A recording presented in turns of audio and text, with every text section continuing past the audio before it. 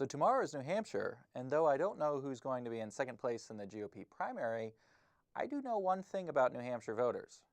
They would never make Dunkin' Donuts their second choice.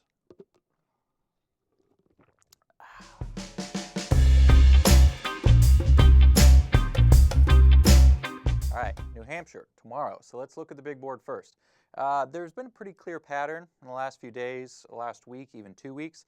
Clinton's hitting the low 40s, maybe the lower mid 40s. Sanders keeps hitting mid 50s in a lot of these polls. He's still got some upper 50s. There have been some trends downward as of late, as far as you'll see numbers for him in the 50, 52, 53 range. Although that's very similar to what happened in Iowa, and he ended up pulling on the higher end of the range. We'll get to where I think this race is going to settle in a second. The Republican side, Trump's been locked in at 30. Trump's been locked in at 30 since October, September. He's been there. I mean, he's peaked up to the mid to upper 30s, maybe before Iowa. He's come back down, but he's been locked in around that number most of the time. In Iowa, he was locked in around 23, 25 for most of the race. Though he surged at the end, he ended up getting that 23 to 25. Sounds familiar. 30's looking good for him. This is where the mess is. I have no idea. In Iowa, on the Clinton-Sanders side, I said it comes down to the wire. It's going to come down to a very close race. Turned out to be a good non-prediction. The same is happening here. These numbers go through, say, Friday, maybe Saturday. We've got 2 tracking polls that have data in from Sunday. The point, though, is we're going blind into the last 72 hours in New Hampshire. Rubio peaked at 15, 16, 17% midweek. Kasich-Cruz, we're playing in that 11 to 15 range, maybe 16 for Kasich.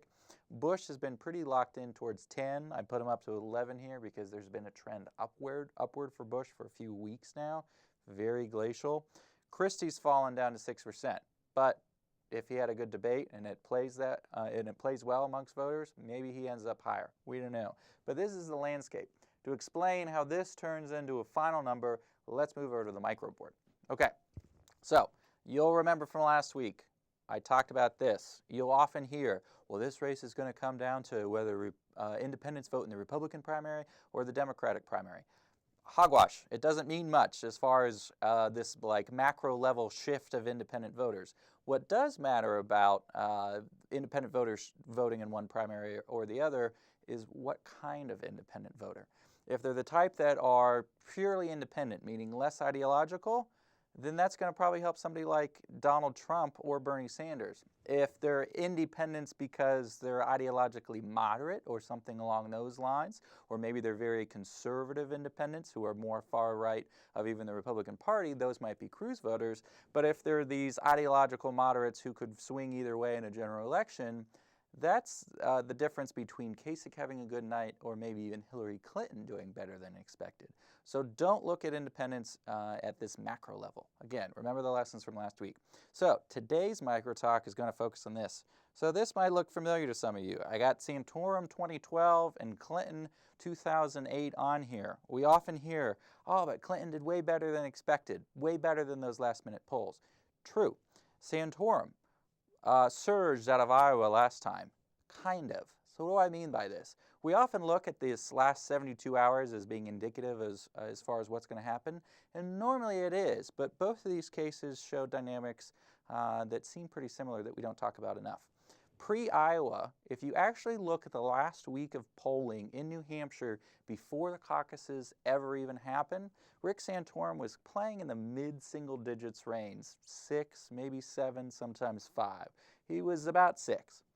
Clinton, before Iowa happened, was actually up at 37. Some pollsters even had her at 39. Then Iowa happens.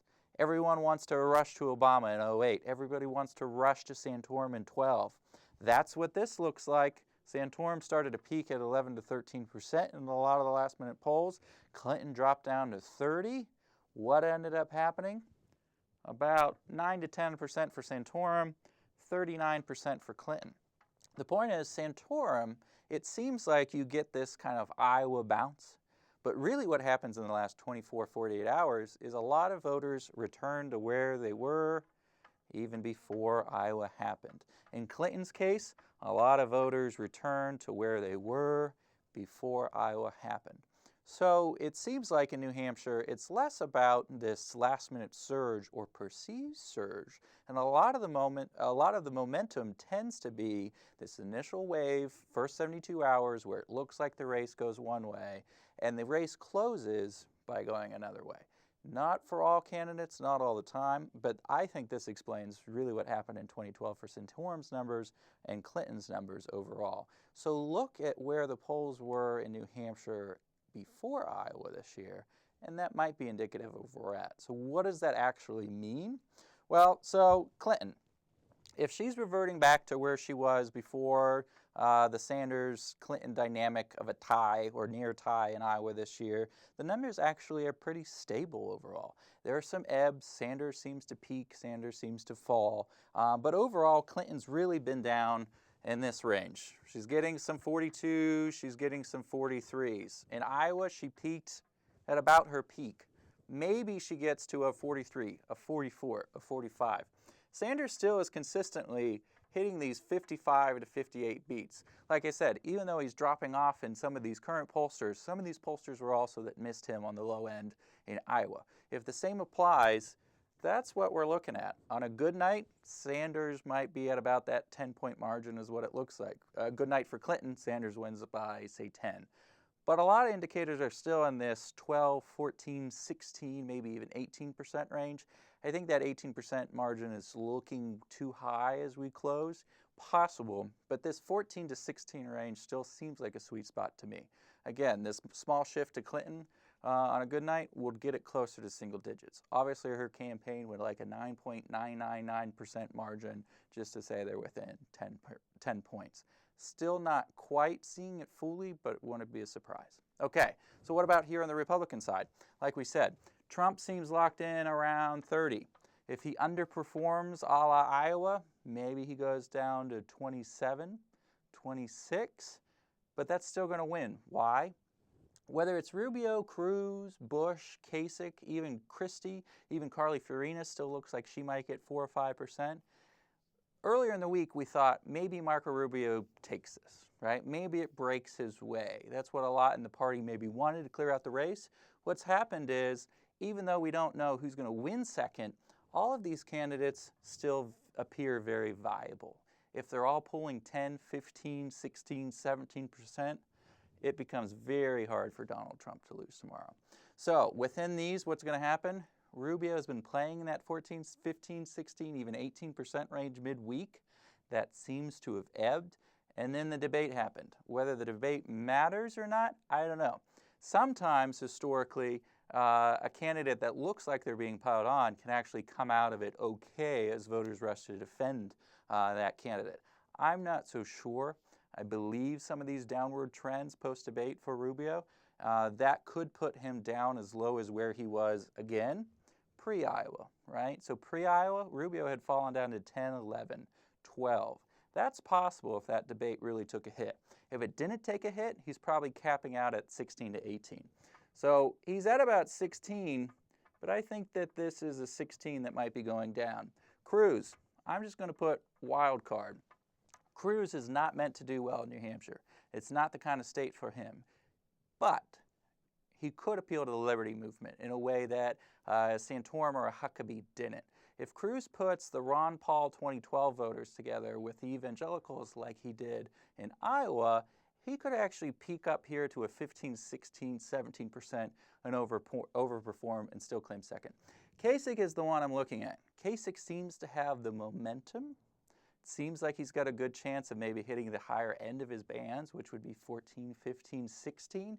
He's a reminiscent to me of a John Huntsman, where even if they're a one-state candidate, voters might just go with them anyway because they want to back this candidate. Kasich does well amongst independents. If ideologically moderate independents show up, they're going to go for Kasich. That gets him again to those mid to upper teens. If they don't come out for him, his numbers are terrible amongst Republicans, and he's going to pull toward his lower end. But what Kasich's not quite seeing is this rush that Huntsman had. It became clear that Huntsman was going to pull about 17% in the end. It seems possible Kasich might pull a 16 or 17%. So he's even not as strong as Huntsman per se. Overall, though, maybe he's at 13 to 14, but I would say trending up. That leaves Bush. Bush has been locked in around 10 or 11%, but he too has been moving up. So Kasich and Bush will be interesting to watch if they gain that 1, 2, 3, 4% in this blind spot that we have in the last 48 hours. It's either going to come from Rubio or not. Ted Cruz's voters, it's a question of just how many people he's actually converted with a more limited campaign there. Then there's Christie. Christie's fallen to 5 or 6%. We'll put it on here.